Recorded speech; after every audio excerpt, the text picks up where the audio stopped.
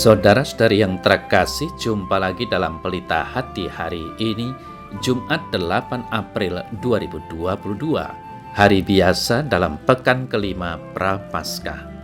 Bersama saya Romo Thomas Suratno SC dari Paroki Cilandak, Jakarta Selatan, mendengar dan merenungkan sabda Tuhan, yakni firman Tuhan yang tersurat dalam Injil Yohanes bab atau pasal 10 ayat 31 sampai dengan ayat 42.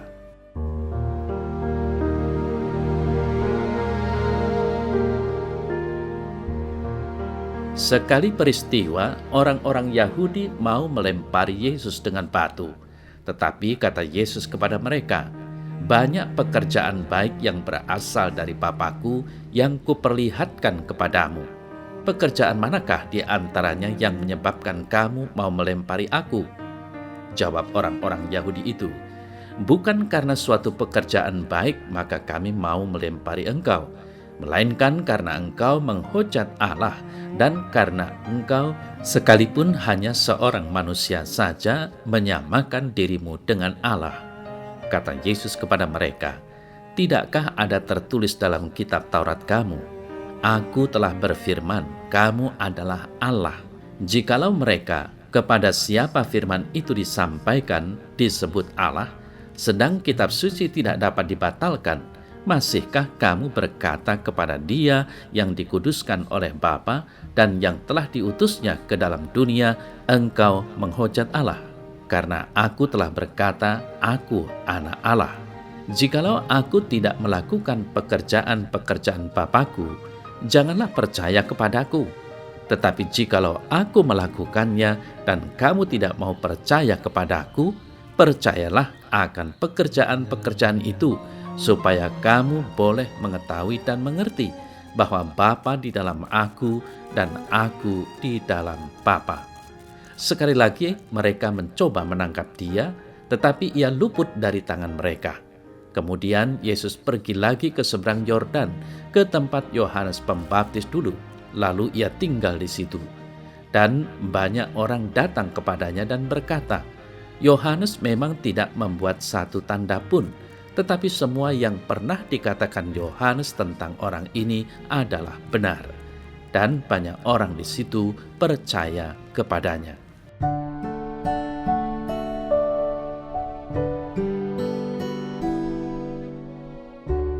Saudara-saudari yang terkasih, banyak terjadi kekerasan dan pembunuhan bermula dari perbedaan pemahaman. Ada kelompok yang memahami suatu ajaran agama secara sempit, lalu memutlakkan keyakinannya dan harus diikuti oleh semua orang. Barang siapa tidak sepaham, mereka harus dihukum, dan kalau perlu dibunuh, dimusnahkan, didoakan supaya dilaknatkan Allah. Kelompok semacam ini memiliki kesetiaan buta terhadap ajaran, tradisi, dan keyakinannya.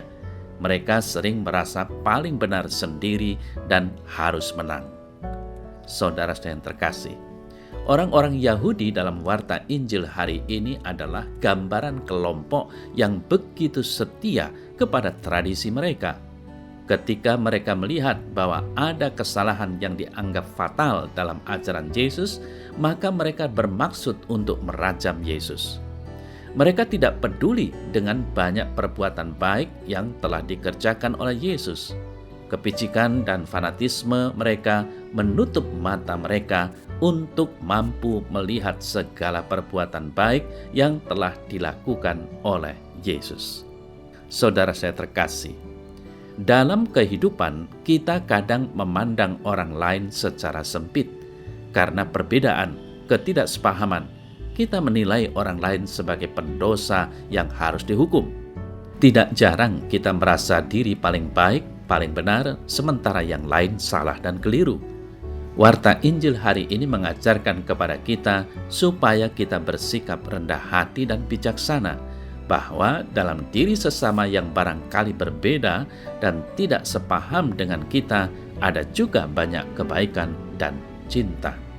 Saudara yang terkasih, tidakkah ada pepatah terkenal yang mengatakan, berakit-rakit ke hulu, berenang-renang ke tepian, bersakit-sakit dahulu, bersenang-senang kemudian? Pepatah ini jelas mau mengungkapkan keberanian untuk menjalani kesulitan dan penderitaan lebih dulu, karena sesungguhnya ada kemuliaan di balik peristiwa itu semua. Saudara-saudari yang terkasih, dalam warta Injil tadi, Yesus juga berhadapan dengan para penentang. Banyak lawan Yesus, banyak kesulitan yang dihadapi, namun dia tidak gentar. Segala tanda, perbuatan, dan ajarannya sulit mereka percaya. Rupanya pendengar pada waktu itu bukan mendengarkan sang sabda yang berbicara, tetapi sebenarnya mereka hanya mau mendengarkan dirinya sendiri. Mereka terikat dan terkungkung oleh daya pikirannya sendiri. Tidak terbuka hatinya akan firman Tuhan. Maka dengan lugas, Yesus mengajukan pilihan, mau menerima dan percaya kepada dirinya atau menolaknya sebagai utusan Tuhan. Dengan ini semua, marilah kita juga mencoba memahami kehadiran Allah lewat sesama di sekitar kita, dengan jangan cepat bernegatif thinking terhadap orang lain, tetapi haruslah bersikap positive thinking. Karena kita harus sadar bahwa di setiap pribadi yang kita jumpai, Allah juga hadir.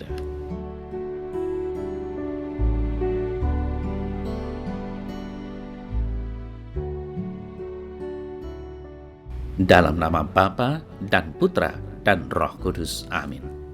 Ya Tuhan Allah, utuslah Roh Kudus-Mu untuk melunakkan keras hati orang-orang yang hanya percaya pada pikiran dan pendapatnya sendiri.